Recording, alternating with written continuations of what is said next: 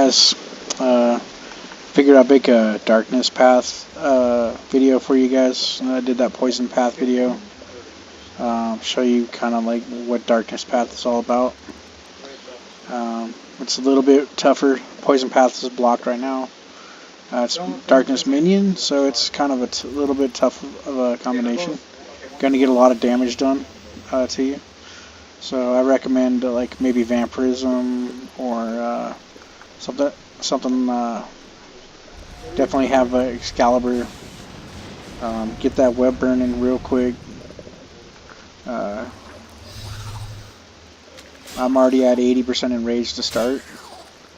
So yeah, she's at 80%. So this is my 5th kill of today. So she likes to get enraged every time you kill her. So see, a couple clicks and you're out of that if you're anticipated or freedom.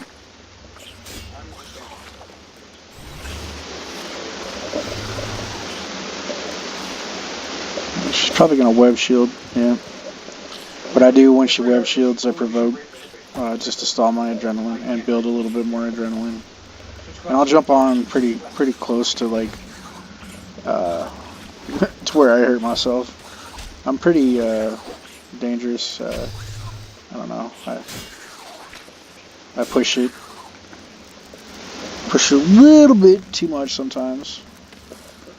She has killed me sometimes, but it is a fairly high level boss, so you're not gonna get it killed like 100% every time. It'd be nice, but it just doesn't work out that way. If you're doing Araxi, be prepared to die. You gotta have a ring of death, and you might even die a lot. So we're going into darkness. See, if I wouldn't have been anticipated, she would have sucked me in right there and tried to swipe me. But okay. The main thing to do in darkness is get to the light circles. I usually stand in the middle and kind of look for the first light circle. See how I'm getting hit over and over? It gets worse and worse the longer you're out of the light. So get to the light as soon as possible. I usually protect mage until I see the attack coming, and then the range attack doesn't seem to be as tough as the mage attack. Also, when it's dark, you can't protect range because it's harder to see in the darkness. The mage attack stands out. Just watch for. Just know that it's going to constantly switch between range and mage attacks. So just be prepared.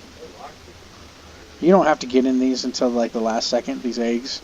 But see this other attack, she's gonna drop these eggs like periodically.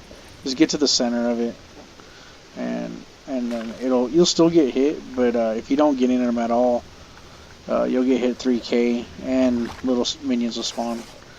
And there's enough to deal with without having to deal with the minions. So okay, now when she charges, see how these arrows pop up? That's how you kind of get out of the way. You don't have to click on the arrows. You use your arrow keys on your keyboard. Anyways, if she sticks her arms out to the right, then dodge to the right. Sticks them to the left, then dodge to the left. If she sticks them to the ground, then dodge down. And then if she sticks them, kind of like spreads them out, then go up. It takes some getting used to till you get comfortable with that, but that's just like how everything on RuneScape just takes like repetition, and the more you do it, soon it'll become muscle memory, and then once it's muscle memory, then it's just like cake. So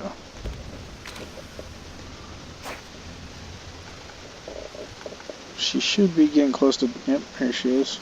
Right. So I hit the right arrow key, boom, 2 hits on the wall, and you're on to the next phase. And that's all there is to do with darkness. It's not that bad, but if you screw up the dodges, you'll have to make her hit the wall like 3 or 4 times. Also on this phase, it helps to move around the corner like I did. So she comes to the middle of the arena. And the first thing you want to do is get rid of, on the minions, is get rid of this dude right here. The mirrorback spider can wreck you. I've one-hit KO'd myself many times doing DPS because the mirrorback showed up. Just be careful of that one. And normally I would just DPS and try to get to the final wave like as fast as possible and just kill the pulsing spiders and the mirrorback spiders, but for this I'm kind of trying to like just go steady and kind of get all the minions gone. If you forget how many you killed, just look up here. It'll tell you she's going to drop another 3 sets of minions. So it's not imperative that you get to the light and the third wave. You can kind of just tank the damage here. It's not like the other, not like the darkness tunnel. But if you want to minimize the damage that you're taking, then I would get there. And the attacks here are the same as the first wave. The only thing is that she'll throw out the minions. So she does have a tendency to like not throw out the minions, like, and make it so you pretty much have to go to the 4th wave without dropping like all the minions, which kind of sucks because it's just something extra to deal with on the 4th wave when you're already dealing with so much. But it's doable. If she decides to not throw out the minions, I will move to the 4th wave. But I'm not gonna like stress. I just kind of figured I'd show you guys like what it's like to kill all the minions. But it looks like she might be in that like broken phase. So I always try to go to the 4th wave with 100% adrenaline, so you can pretty much DPS like a lot. See, I hit 270, 360, 450, and 540, 630. You can tank the not getting to the light here. It doesn't hurt too bad.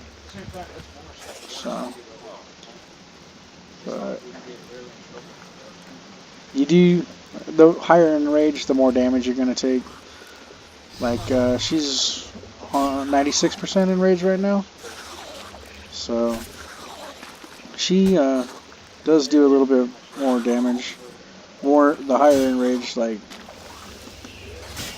I've seen her hit 11k on a swipe. So yeah, I just went to the next wave because I'm not gonna stand around wait forever for her. It helps the surge right here, so you can stall your adrenaline. Switch to your vigor, berserk. Kind of get ready. She's always going to do the opposite attack of what you're praying. She's going to do 2 attacks and then she's going to switch. They're winning minions. So I suggest getting off just so you see what it is that she spawns. And make sure you're prayer switching every 2 attacks here. Because see, she does 2 range attacks, 2 mage attacks, then switches back. Woo! Got swiped. See what I mean about the minions? There's enough to deal with here without having to deal with the minions. So it's definitely recommended to get the minions out of the way. But one thing the minions do is it makes it easier to dodge the swipes. But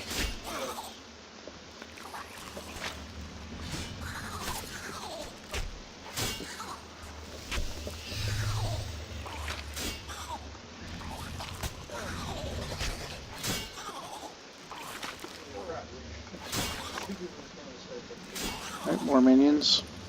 There, see that dude's a killer right there. Get him going as fast as possible. And until 25k, you got a prayer switch, or not prayer switch, but anticipated freedom. See, thank God I was anticipated right there, because that would have been massive damage.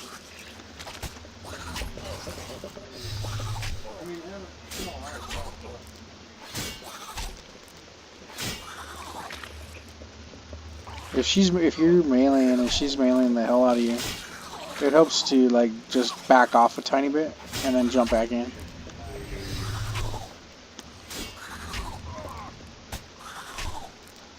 And she's about to throw out the acid wave. It'll bounce like 4 times and then bounce on you. All you have to do is move 1 square away to like dodge it. So it's she can bounce on me, move 1 square, boom, she's dead.